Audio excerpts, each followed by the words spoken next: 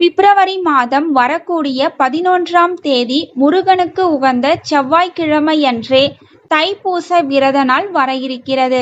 இந்த தைப்பூச விரதத்திற்கு 48 நாள், 21 நாள், 11 நாள், 6 நாள், 3 நாள், 1 நாள் என்று விரதம் இருக்கக்கூடிய பக்தர்கள் ஏராளமானோர் இருக்கிறார்கள்.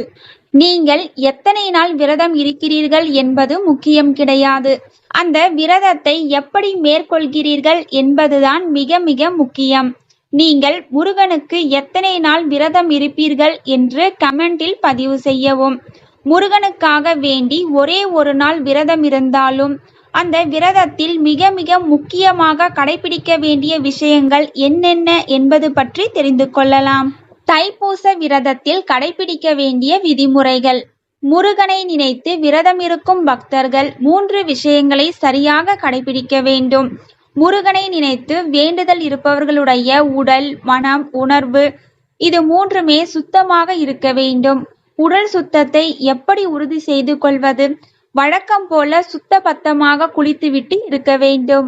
விரதத்தை துவங்குவதற்கு முன்பாக பஞ்சகவ்யம் என்று சொல்லப்படும் தீர்த்தத்தை வாங்கி குளிக்கின்ற தண்ணீரில் விட்டு குளித்தால் நம்முடைய உடம்பில் இருக்கும் எதிர்மறை ஆற்றல்கள் எல்லாம் விலகி நம்முடைய உடல் சுத்தமாகிவிடும் என்பது குறிப்பிடத்தக்கது. இரண்டாவதாக சொல்லப்படுவது மனசுத்தம். முருகனை வழிபாடு செய்வதற்கு மனது எப்பொழுதுமே சுத்தமாக இருக்க வேண்டும். மனதை சோப்பு போட்டு கழுவ முடியாது. மனதில் இருக்கும் கெட்ட எண்ணங்களை எல்லாம் வெளியில் தூக்கி போட்டு விடுங்கள். யாருக்கும் கெடுதல் நினைக்க கூடாது. பொறாமை எண்ணத்தை மனதில் வைத்துக் கொள்ளக்கூடாது. பகையை மனதில் வைத்துக் கொள்ளக்கூடாது. எப்போதும் முருகன் குடியிருக்கும் மனது சுத்தபத்தமாக இருக்க வேண்டும். சுத்தபத்தமாக இருக்கும் மனதில்தான் முருகன் குடியிருப்பான். கள்ள கபடம் இல்லாத அப்பற்ற அழுக்கற்ற மனது என்று சிலரை பார்த்து நாம் சொல்வோம். நம்முடைய மனதும் அதுபோல இருக்க வேண்டும். அப்போதுதான் முருகன் நம் இதய வீட்டிற்குள் குடிவருவான். 3வது விஷயம் உணர்வு. உணர்ச்சி பூர்வமாக முருகனுக்கு விரதம் இருப்பதுதான் மிக மிக முக்கியம். இந்த உணர்வு சம்பந்தப்பட்ட விஷயத்தில் முருகனை எப்படி வழிபாடு செய்வது? உணர்வு பூர்வமாக 1 மணி நேரம் முருகனை நினைத்து மௌன விரதம் இருங்கள்.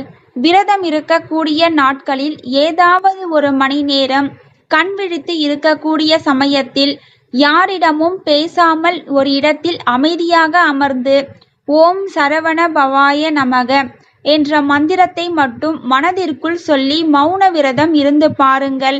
விரதத்தின் முழு பலனை உங்களால் அடைய முடியும். இந்த 3 விஷயங்களை முழுமையாக பின்பற்றினாலே போதும். முருகன் உங்களோடு வந்து ஐக்கியமாவதை உணர்ந்து விடுவீர்கள். 11 நாளோ 6 நாளோ மேலே சொன்ன விஷயங்களை கடைபிடித்து விட்டால் இதுவே உங்களுக்கு காலப்போக்கில் பழகிவிடும். தினமும் இந்த விஷயங்களை பின்பற்ற துவங்கிவிட்டால் வாழ்க்கையில் பிறகு துன்பமே இருக்காது என்ற தகவலுடன் ஆன்மீகம் சார்ந்த இந்த பதிவினை நிறைவு செய்து கொள்கிறேன். தேங்க்யூ ஃபார் வாட்சிங்.